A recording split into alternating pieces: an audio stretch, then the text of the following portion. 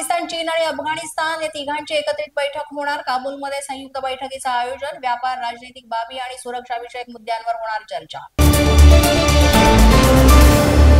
एसटीच्या नव्या बसेस आता हायब्रिड असल्याची माहिती प्रताप सरनाईक यांनी दिली। यामध्ये पर्यावरणपूरक सीएनजी, एलएनजी सारख्या इंधनाबरोबर डिझेल इंधनासह हायब्रिड केलेल्या असतील।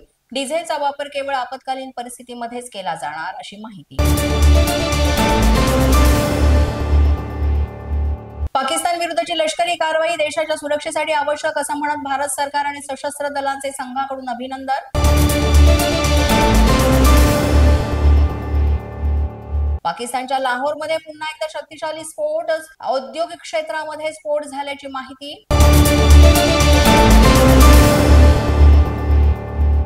देशात पेट्रोल, डिझेल आणि स्वयंपाकाच्या गॅसचा पुरेसा साठा, जनतेनं घाबरू नये, इंधन कंपन्यांचा खुलासा।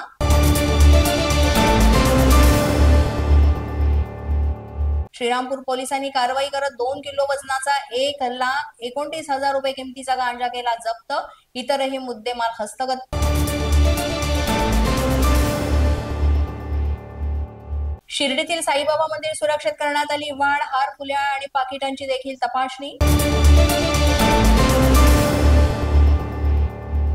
रायगडमधील अतिवृष्टीमुळे बाधित शेतकरी मदतीपासून वंचित, प्रशासनाच्या उदासीनतेमुळे 15 कोटींचा निधी पडून।